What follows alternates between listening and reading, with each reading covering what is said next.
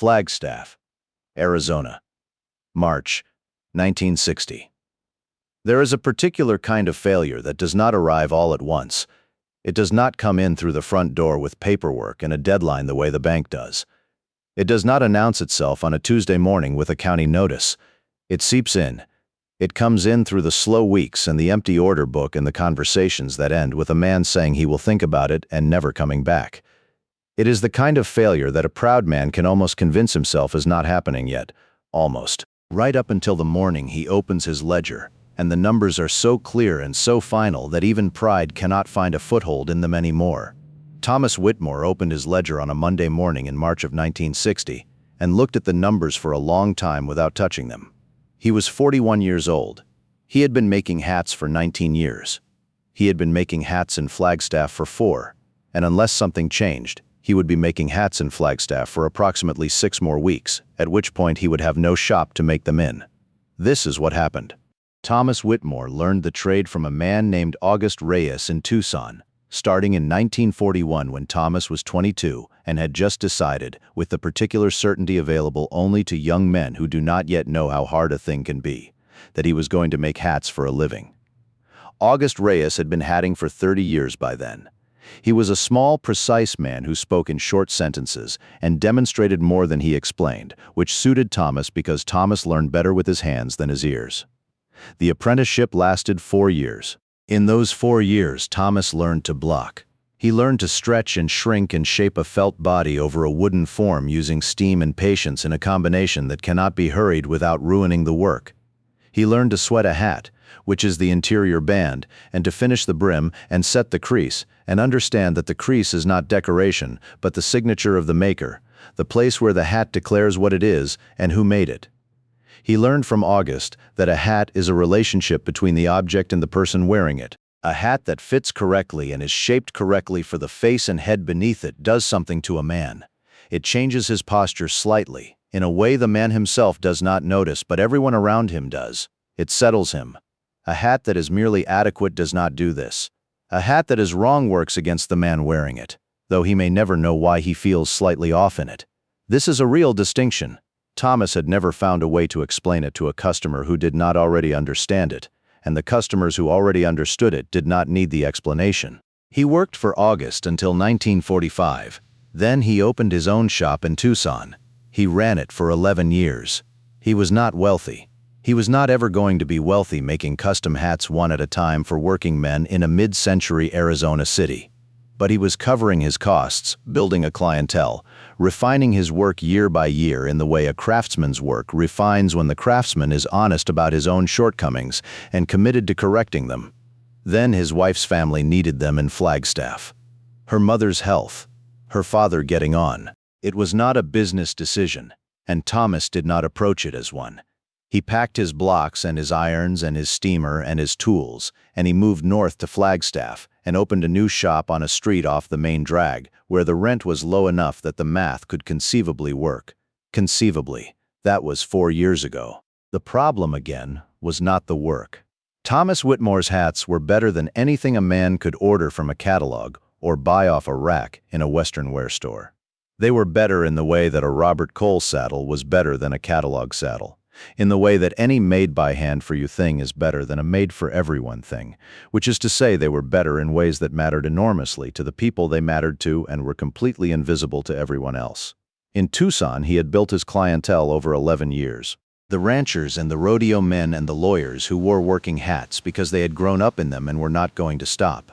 He had their trust and their referrals and the steady, modest income that comes from a small group of people who return to you every few years when the old hat finally gives out. In Flagstaff, he was starting from nothing. He had 4 years of it, and he had built something. Not what he had in Tucson, but something. Enough to keep the shop open, enough to keep his family housed and the bills mostly current. But Flagstaff in 1960 was a different kind of market than Tucson in the 40s and 50s. The Route 66 traffic brought tourists who wanted souvenirs, not custom work. The ranching community was smaller and more spread out and already loyal to suppliers they had used for years.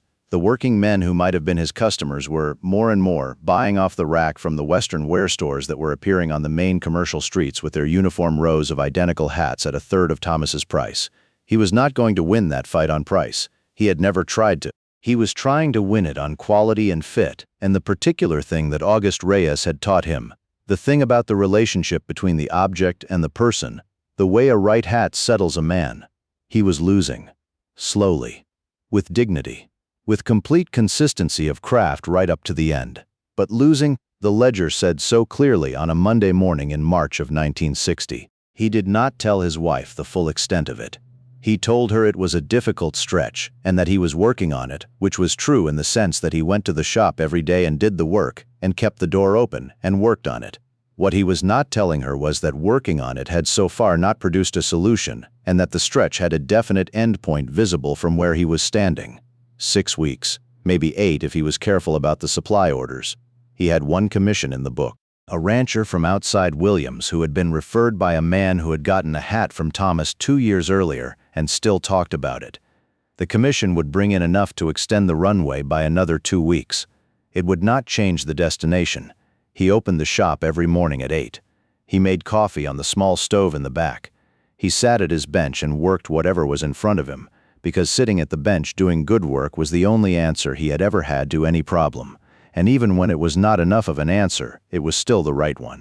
On a Wednesday morning in the 3rd week of March, the bell above the door went at 9:30. Thomas heard it from the back. He was blocking a hat, which requires both hands and cannot be gracefully interrupted, so he called out that he would be right up and finished what he was doing before he came through to the floor. The man inside was looking at the wall display. Thomas kept 6 finished hats on the wall, not for sale exactly, or not only for sale. They were there the way a painter keeps certain canvases visible, to show what the work can be. Each one was a different style, a different crease, a different brim width, because Thomas believed that a man could not know what he wanted until he could see the range of what was possible. The man studying them was tall. He had the kind of build that rooms adjusted to rather than the other way around. He wore his own hat pushed back on his head, a Stetson that had seen real use and was a good hat. Thomas could see that from across the room, but it was not one of his. He was going over the wall display the way Thomas liked to see a man go over it, not glancing, looking. "Good morning," Thomas said.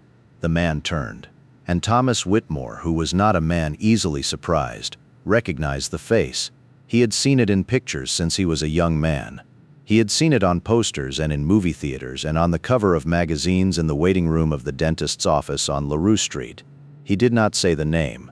He had enough sense not to say the name, which told you something about Thomas Whitmore's character. "Good morning," the man said. He had a voice you felt in the room. "These yours?" "Yes, sir." "All of them?" "Every one." The man turned back to the wall. He looked at a hat on the far left, a high-crown working Stetson with a cattleman's crease and a 4-inch brim, done in silverbelly felt with a plain leather band. Clean, serious. A hat that said everything it needed to say without raising its voice. "That one," the man said. "You want to try it?" "I want to know about it first." Thomas took the hat down. He held it by the brim with both hands, the way you hold a hat you respect, and he told the man about it the way August Reyes had taught him to talk about a piece of work, not selling it, describing it, letting the description do what the selling could not. The felt was beaver blend, he said. 60% beaver, 40 hair, which was the combination that gave you the best water resistance without losing the drape that pure beaver sometimes lacked. The body had been blocked wet and dried slow over 3 days on a form he had carved himself from the original August Reyes pattern, modified over 19 years of his own work into something that was its own thing now. The crease was a cattleman's, but run a degree deeper than standard, which lowered the crown's center of gravity by about a 1/4 inch, which was invisible to the eye but changed how the hat rode in wind. The brim was set at 4 inches and finished with a single stitch edge. Thomas had tried double stitch for years and come back to single because double added stiffness that fought the natural movement of the felt, and single let the brim breathe with the weather the way a working hat needed to. The band was harness leather from a tannery in Colorado he had been using for 12 years. It was the right leather for a band because it was dense enough to hold its shape and supple enough not to crack in the cold, and it darkened correctly with age instead of going gray the way cheaper leather did. The man had been listening the way a man listens when he is actually listening, and not just waiting for the talking to stop. "Put it on," he said. Thomas handed it over. The man took it and looked at it once more, turning it in his hands, and then set it on his head. Thomas watched. This was the moment he either could or could not explain. The moment August had described to him in 1942, and that Thomas had spent 19 years since then trying to understand well enough to reliably reproduce. The hat settled. Not adjusted. Not landed. Settled. Like it had found the place it was supposed to be and stopped moving because there was no reason to move further. The man stood still for a moment. He reached up and touched the brim. He did not adjust it. There was nothing to adjust. He turned and looked in the small mirror Thomas kept on the counter for exactly this purpose. He looked at himself in the mirror for a long time without speaking. "What are you asking for it?" he said. Thomas told him. The man nodded. Not the nod of a man who thinks the price is right or the price is wrong. The nod of a man who has already decided and is confirming that the decision makes sense. "I want 2 more," he said. Thomas kept his face even. 19 years in the trade had given him the ability to keep his face even. "Same style?" he said. "One same style." "One." The man turned back to the wall. "That one." He indicated a hat on the right side of the display. A slightly lower crown, a wider brim, a raw edge instead of stitched, done in dark brown felt with a braided horsehair band. A different hat entirely. A hat for different country and different weather and a different kind of day. "And the third," Thomas said, "tell me what you'd make for a man who works in all weather, long days, needs the hat to function before it needs to look like anything." Thomas nodded. "When do you need them?" "I'm in town through Friday," the man said. "I'll come back Friday morning." Friday was 2 days away. 2 days was fast for one hat and nearly impossible for 3. And Thomas looked at the man and understood that nearly impossible was not the same as impossible. "Friday morning," Thomas said. "What do I owe you for the one I'm wearing?" Thomas told him. The man paid it on the spot, cash from a plain wallet, and shook Thomas's hand and walked out the door wearing the silver-belly cattleman's hat with the single-stitch brim and the harness leather band. Thomas stood behind the counter for a moment. Then he went to the back, put his coffee on, pulled his best felt bodies from the shelf, and went to work. He did not sleep Tuesday night. Not because he was unable to. Because the work was going and stopping was the wrong choice. His wife brought coffee to the shop at midnight and looked at the bench and looked at him and did not say anything except to tell him there was food in the icebox at home. And he thanked her, and she went back, and he kept working. He finished the second hat, the dark brown wide brim, in the early hours of Wednesday morning.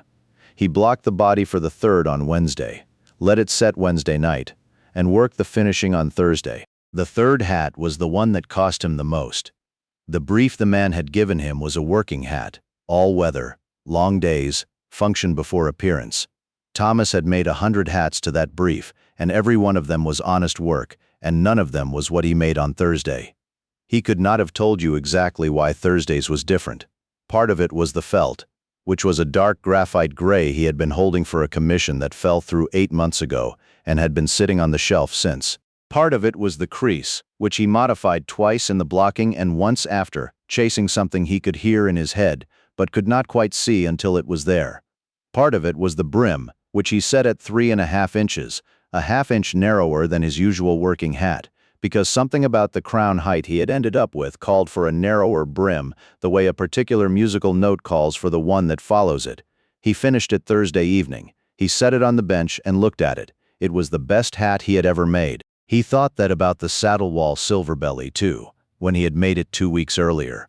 He thought it less often than you might expect, because he was honest about his work, and honest men do not flatter themselves more than the evidence supports. But he thought it now, looking at the graphite working hat on the bench, and the evidence supported it. He was not sure he could make that hat again. Not exactly. He could make something close, something a careful observer might not distinguish from it. But the thing itself, that specific conversation between his hands and the material on that specific Thursday, was not repeatable. That was the nature of the work, and he had made his peace with it long ago.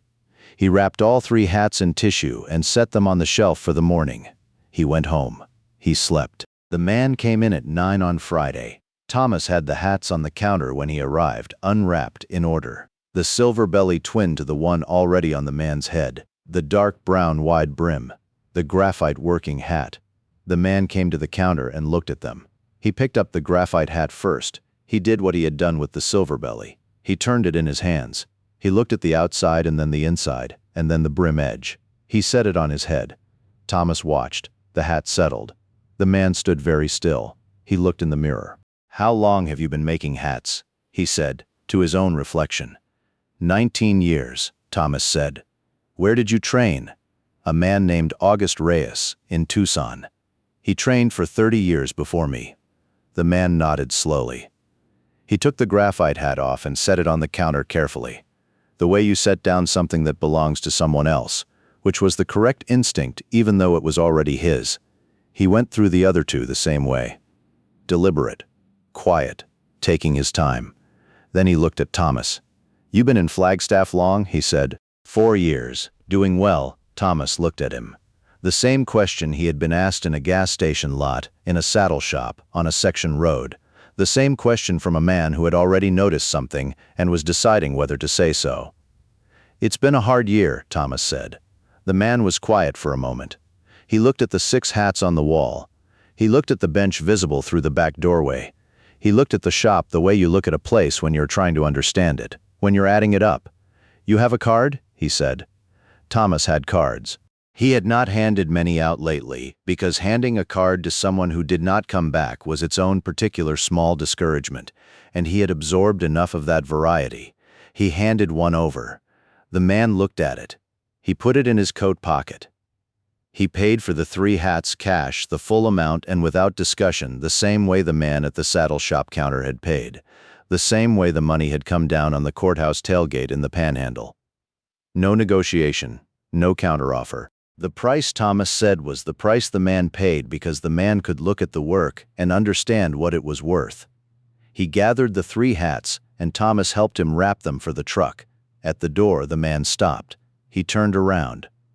"I'm going to send some people to you," he said. "Men I know. They'll tell you I sent them. You take care of them the way you'd take care of me." "Yes, sir," Thomas said, "and price it true. Don't go low because you think they'll balk. They won't balk." He went out.